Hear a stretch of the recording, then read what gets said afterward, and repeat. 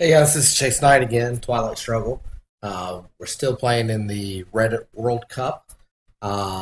This is still round robin play. This is my second game. It's infinitejester00.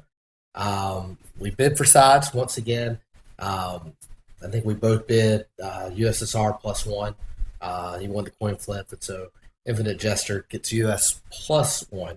So I'm setting up with a traditional East Germany, Poland, Yugoslavia setup. He sets up very traditional West Germany, Italy, plus one to Iran. So off the bat, we're going to take our big four-op card, see if we can win the initial coup in Iran to kind of control the game. As a headline, we're going to go for the knockout in the Middle East with the Arab-Israeli war card. He defectors it. Rather defector that card than a card like D-Stall. So we're pretty happy. And we roll a one, so not the best start. Any other roll would have been better. So it's going to give him a shot to kind of solidifies his spot there in the Middle East. Kind of see how he plays it, see how we come back over it. We've got Suez Crisis and Warsaw Pact we can both use for cooing cards. We can also get Truman Doctrine out of the deck early, so that way it can't come back and bite us. And the good news, we got D-Stall. D-Stall can get us, go ahead and get a jump start to South America, or Africa, Central America. And then, in an ideal world, I'd like to be able to keep it for next round. Just have a little tempo because I don't have to have it right down. But they can go ahead and put us directly into France, if we have to, especially since we didn't win that coup in Iran, it might be able to get us into Asia too. So we might use D-Stall a little different than what we typically would. So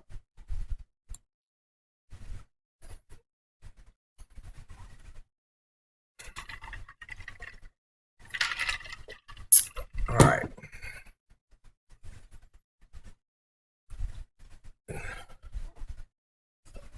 So he's got some choices to make. He can kind of see if he can go for coup Iraq, or he can solidify his position. Excuse me. So we'll see kind of what he does here. I'll kind of give direction on our next play too. So he's just going to put influence. All right, so he goes ahead and takes Lebanon, and really solidifies Iran. So kind of two thoughts here is we can go ahead and try to counter coup, but if we're unsuccessful and he does have Middle East scoring, he can go ahead and score that region pretty successfully. So we're going to go ahead, tempo wise, go ahead and lock down Iraq, kind of scare South Korea a little bit too. Because if we don't get West Asia, getting South Korea to kind of balance out Asia is going to be kind of pivotal in my mind.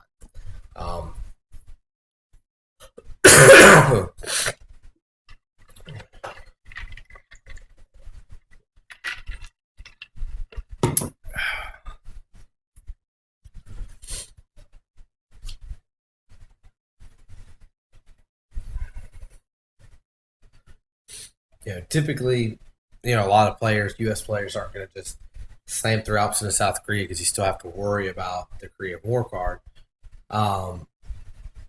which is definitely very true. So hopefully we'll have tempo there. Looking at our current cards, we still have Suez Crisis. We definitely want to play D-Stall for the event and not for something else.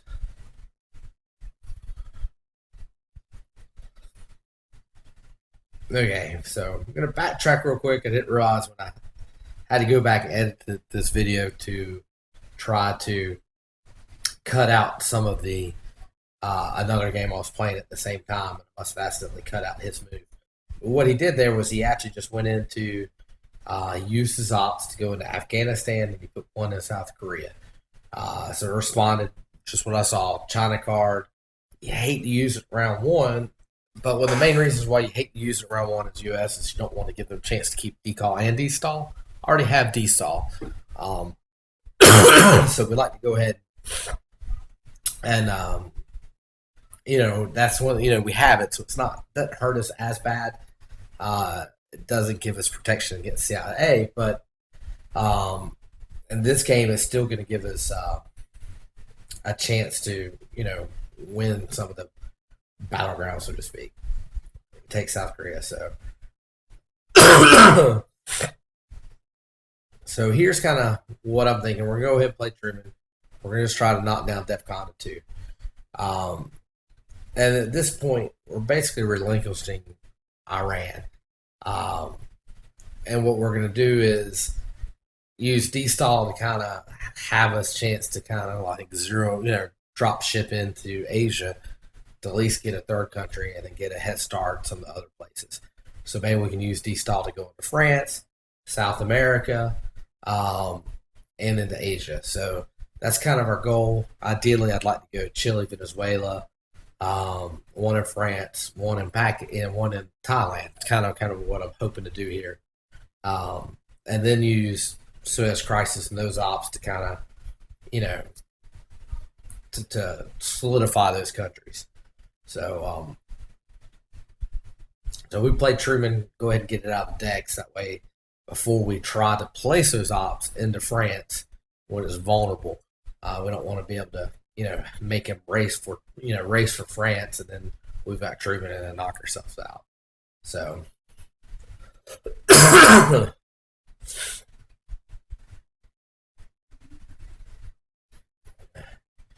And we were commenting that obviously the war machine was not in effect for this game so far. So 3 coups, all ones. It's going to be a strange game. But even itself out. So right now, as USSR, you're not really feeling great about this game. You kind of lost a lot of the tempo in the Middle East and in Asia. So, instead of being able to play a game where you really lock down Asia, I think, and really feel like you're dominating Asia the whole game, it's going to be more of a trying to play it for even. And the same thing in the Middle East, where, hopefully, Middle East is one of those regions where, as Russia, you can a lot of times roll in. So it kind of gives us, at this point, more than normal, might need to concentrate in Europe and not just relinquish it as easy as we could. All right, so you play CIA. We know we need to play destall to go ahead and jump ship in. We've got one extra South Korea. We're going to take it out. We played Common Cons. We'll take a few of those out. Normally, we would have hoped to just gotten away with playing one influence there. We've got to go ahead and put 2 in the Thailand because he's going to have the next play. We could have gone Pakistan, but he has the Indo-Pakistan war card. It's a 50-50 shot, and then you've wasted half of that destall with nothing to show for it, which would be disastrous. Plus, if you had to choose between Pakistan and Thailand, you choose Thailand because it has 2 ways to score with the scoring cards, and then you also have the Southeast Asia card. So there is that to consider.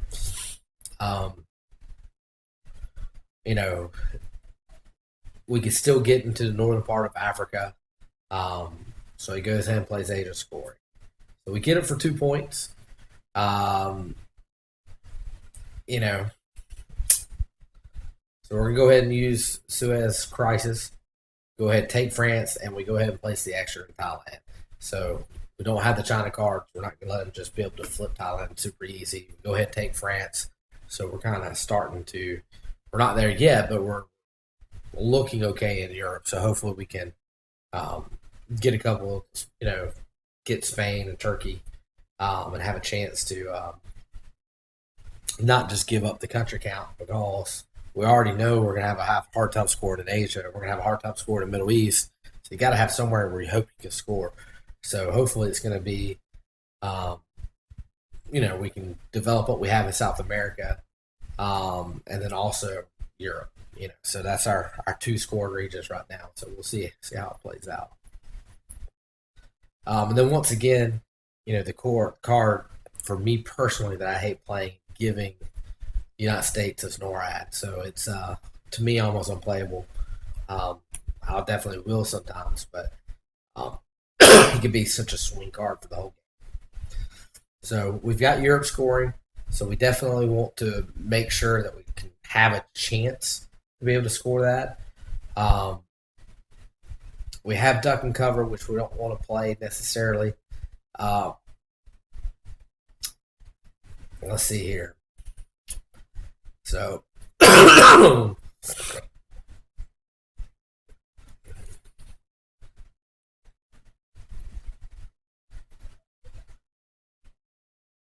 So captured Nazi scientist, decent card. No one spaced anything last round. Go ahead and get out front a little bit on the. Nice. All right. So one of the reasons why we didn't headline Europe is because there's just too many ways for him to take influence out. And this was perfect case. If I would have played Europe scoring, he throws one into France, scores for even. So we still have tempo and we have a chance to be able to still score Europe. We're going to catch the 2 points for the captured Nazi scientist. But I'm thinking we might, instead of cooing, we might play duck and cover, give up the 3 points to really try to push the tempo in Europe to country count. So we take France. Put the other two in Spain. We have Marshall Plan, so we want to be able to get some of those smaller countries, 2-op countries, before we play that. Because if you played Marshall Plan too early, you're just making it way too easy for the U.S. to be able to take the non-battlegrounds and even out the country count.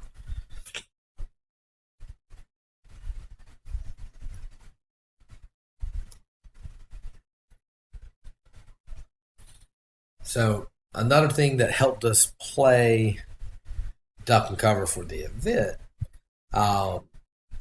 is we knew we wanted to keep NORAD preferably to round 3.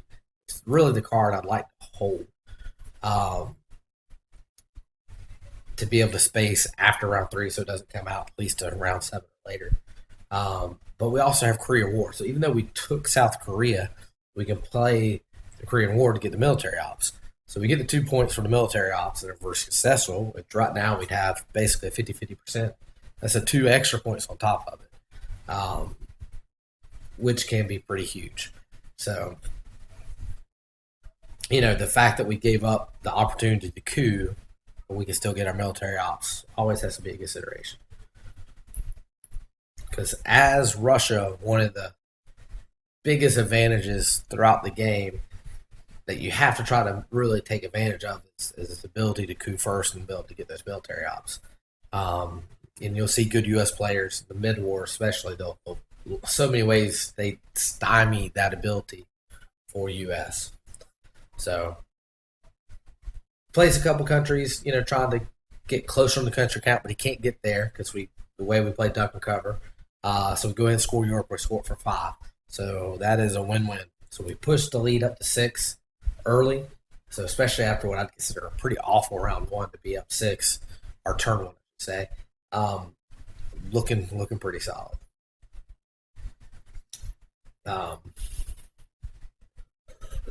Nothing real scary in our hand. I wouldn't mind playing for Motion since he has the China card. Go ahead and play it before he plays the China card. But Asia's so volatile; it's kind of a scary card to play because that could definitely be a card that tilted it. So if we do play for Motion, you might go into Taiwan just to make it tougher for them to take Taiwan. And if they do, they've got to invest 5 whole ops to get it. At least. So option there. Once again, we want to, when we play Marshall Plan, we'll probably try to take Turkey. we could maybe possibly throw an extra op into Greece and try to take Greece and Turkey.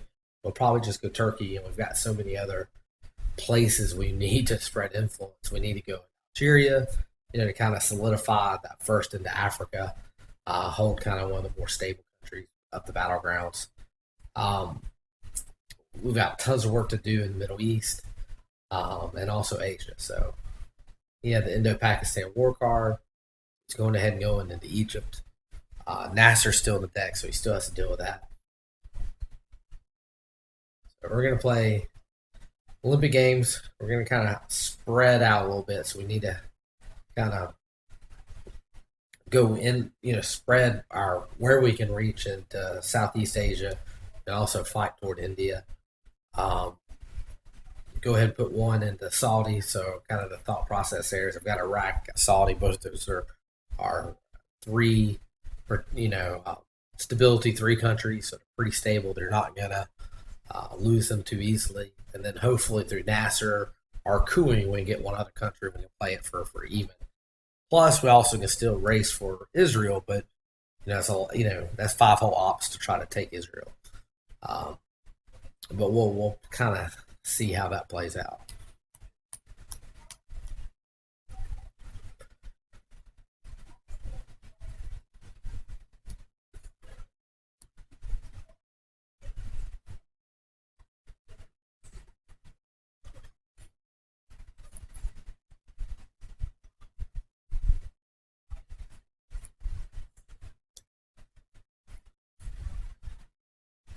Another thing we can't forget about either is right now we've got one itty bitty op in Chile. Um, so we'd like to be able to solidify that so that way I can't gamble on realigning this out of South America, and then we don't have D-Stall coming back out because we've already used it. We used 3/4 because it came out so early. 3/4 of that card's power at Europe and Asia. So he plays Fidel, goes ahead and puts us in Cuba. We already had influence in the third world, so we already knew that, we weren't protected from, being able to get the CIA card, which will have a chance to come back as early as next round. We're going to go ahead and play Marshall Plan, 2 into Turkey. We're going to go ahead and lock down Algeria. So, might have been the better play to go ahead and go into Saudi.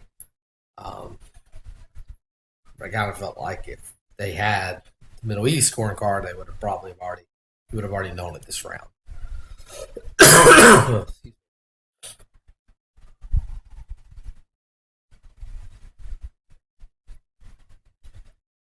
So I expect he's going to probably go pretty traditional: Greece, Italy, West Germany, UK, Canada, and then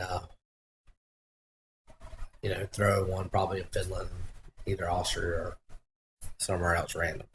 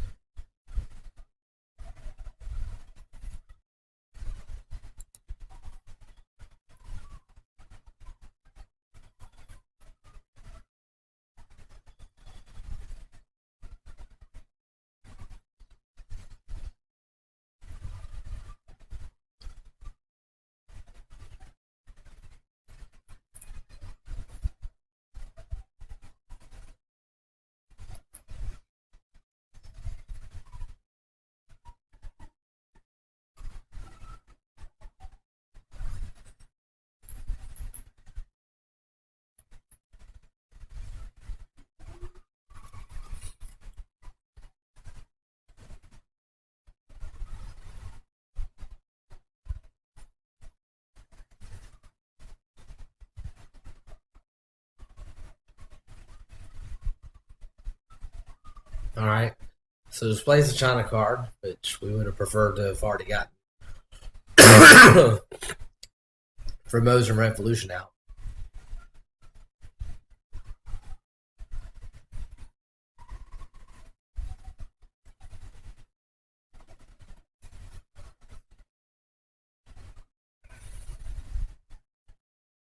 So we're playing Formosa, and we go ahead and put both in Taiwan. We would have really liked tempo-wise for that to have happened. So that way we play Formosa, and he plays the China card to kind of take that grab in Asia. Um,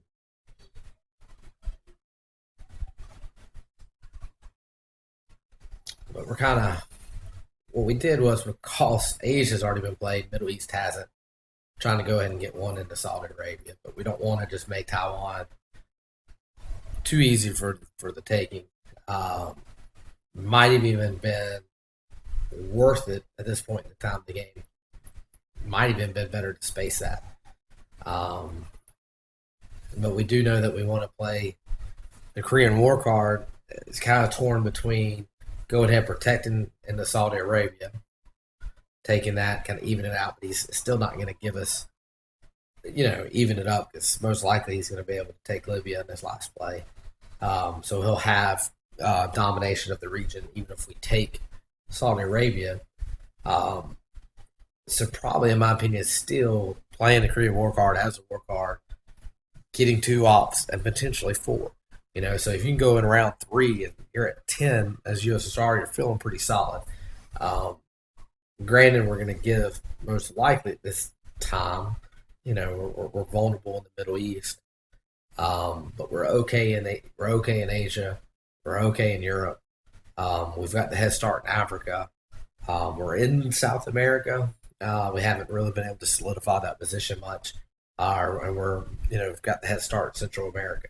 So, we're not in bad shape anywhere, except for the Middle East. So he plays to Gaul, which is basically 3 ops, but it kind of gives us a little protection there, which is nice. So he'll lose an op. We'll gain an op. So obviously we feel much comfortable at overprotected 5. Nice. So just like I said, we win. We win on the 50-50 on South Korea, and that's so we go to we get the 2 victory points, then we'll get the 2 military op points too. So we'll be at 10 in the round. That's pretty awesome. And then one of the big things I'm happy about is we've been able to keep NORAD from being reshuffled back in the deck. So hopefully we'll be able to jettison that out to the space trash.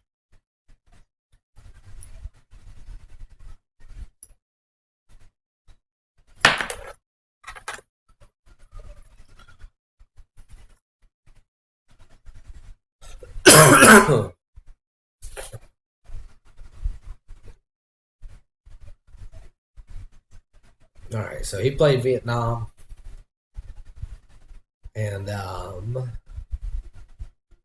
screen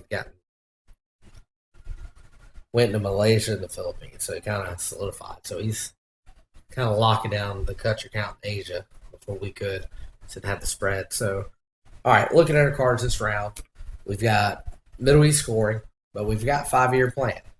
So let's look to see anything else. We still want to space NORAD. We can deal with East European unrest. So kind of the idea there is we can kind of play Middle East, and we can play it even just score or even score point. We can play that however we want to, but at the end of the round, we could use 5-year plan to get rid of Middle East scoring. So we can take our focus and we can really throw it into some other regions and kind of force him to, maybe push for some ops, knowing that it hasn't scored yet, and knowing that we have it, he can push for it. So we're going to play Cambridge 5. Really, I was like, I know Middle East hadn't been scored, so everybody knows that's out. But this will give us an idea if Asia or Europe cards got reshuffled, which approximately 50% of the time they'll get reshuffled in and then played around 2.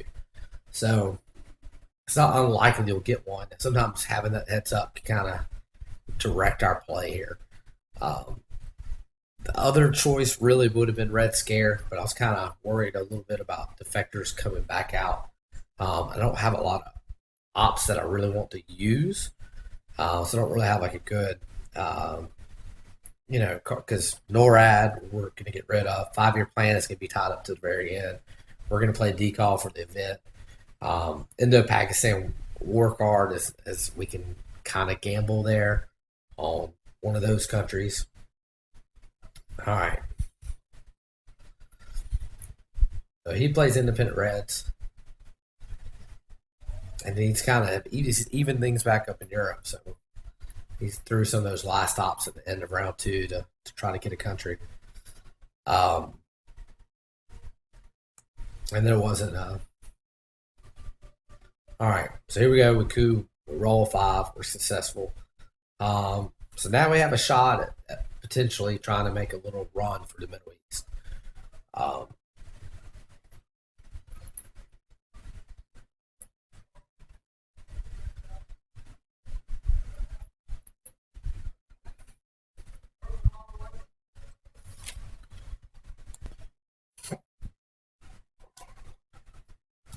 all right, let's see what he does.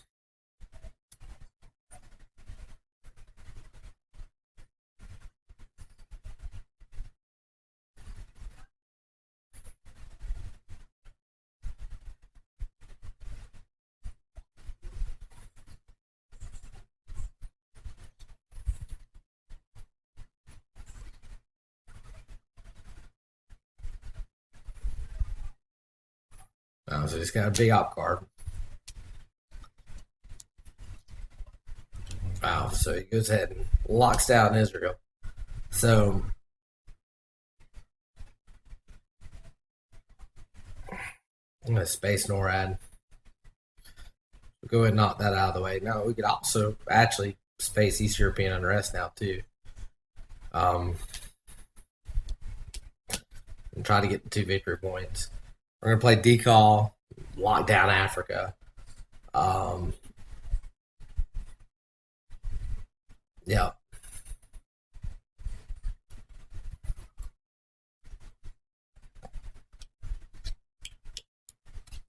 We know we're not really going to worry about the Middle East. We're definitely 5-year plan in it.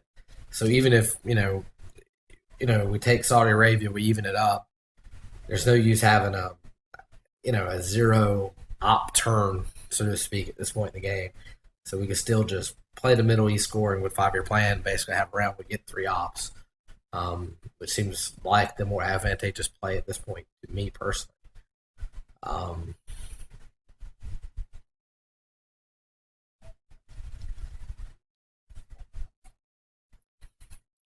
another big 4 op card.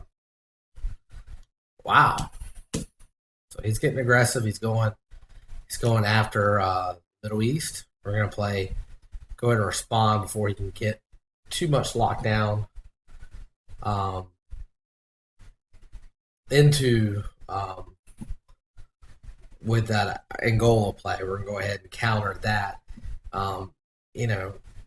Surprised a little bit. I guess because he has a country count, he didn't throw it into Japan. That's what it is there without Asia. But hey, aggressive play. Luckily for us, if we didn't have 5-year plan, we easily could right now use the China card to go ahead and solidify Saudi. So he's going ahead and locking that on down, and that's fine. Kind of thought he might.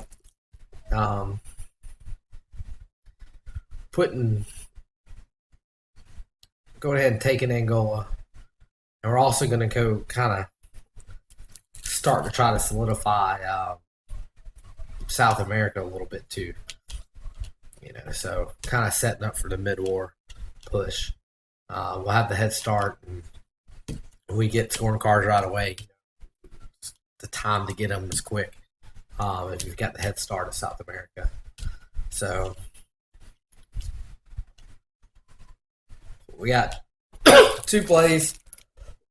We can play East European unrest and kind of unprotect, kind of play it and then put it back, or we could take some of those ops and put it in South America. But what we might go ahead and do is just kind of push the victory point. We could also space it, see if we get the 2 victory points there too. So he plays blockade, pulls out socialist government, goes into Colombia. We're going to go ahead and space. So we're at 12. And then we'll also should get the 2 victory points. So we could have cooed Colombia, but then he gives him an opportunity to counter coup and get military ops. And at this point, he goes into Venezuela. This play, we just coup Venezuela too. So it gives us some options.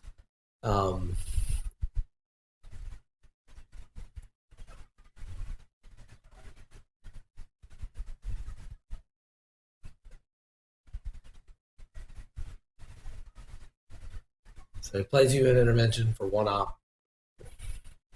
Kuzen goes to Venezuela. So the good news is it gives us a pretty big target to go after to coup in our next round.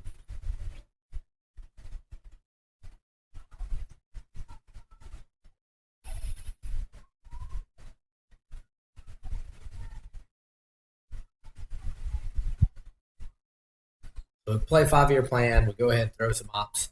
Go ahead and have a country in South America. And then we also, throw into South Africa to be able to kind of push for control.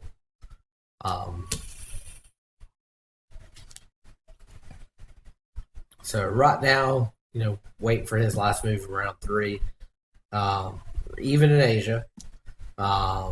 We're basically, we're even in Southeast Asia. We're actually winning in Southeast Asia because the parachute into Thailand. We're great shape in Africa. We're okay in Central America. Middle East is we're down the Middle East. We've got a long time to worry about it. There's Nasser. He goes into Brazil. Okay, so now we're at 14 after military ops. And depending on how we play this, we could push for a win right here. So we've got a big kind of looking at stuff. Sadat, we've been struggling in Middle East anyway, so no big deal there. We're definitely not playing Dressuri. We're going to gamble with the Arab-Israeli war card, because we can roll a 6. That'd be pretty huge in that region. For second, I was thinking of 5R6. He plays nuclear subs. All right. Because he plays nuclear subs, when we coup isn't as big of a deal. So we're going ahead and score Central America for 3 right away. So now we're at 17. And we also have OPEC. And I know we're not strong, really, in the Middle East, but right now we've got Iraq and Libya. That's 2. We can take Egypt and score it for 3, and we can still coup. So we might coup Venezuela versus Brazil. And, just because it would give us 3 points there. So, but he coups Zaire with his 1 op. He rolls a 4. I always roll 1s in those situations with my 1 op card. But this will give us a chance here. We can coup this successfully, which we will as long as we don't roll a 1.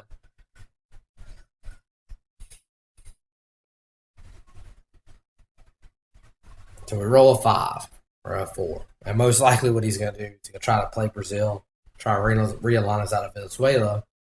But luckily for us, we can play OPEC for 3 points.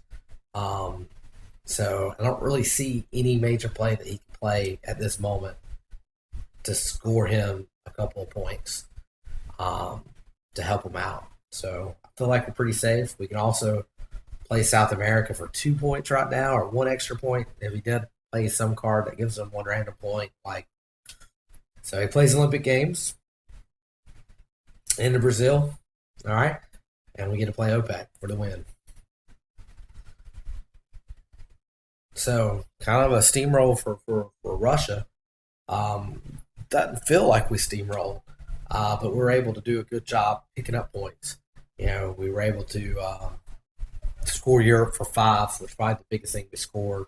We were able to keep him from scoring Middle East, and he wasted some ops in region that we were able just to, shove for a long time. A lot of times, as U.S., picking up the 3 quick points from Central America was pretty huge too. And then we're able to win. We got 4 extra points on the space race. Um, so yeah, we're pretty fortunate right here to be able to kind of just chip away at some points. Because the cards that are going to start coming out in this mid war, there's a lot of cards that start chipping away for US that gives them points. Or point here, point there. And, he's got cards like your Siri and Sadat, and some of those kind of cards that kind of come in the deck. So, good game by Infinite Jester. Just tempo. The way the cards came out, kind of rolled for our direction. So, um, pretty happy to win this one. And anyway, thank you guys for watching and critiquing and kind of calling out stuff I miss, or or the little dumb comments that I make sometimes when I'm completely just not getting it right. But anyway, thank you guys once again for listening, and hopefully we'll do this again, and maybe we can make a little run in this World Cup and kind of defend our Reddit tournament championship. So once again, thank you guys, and see you next time.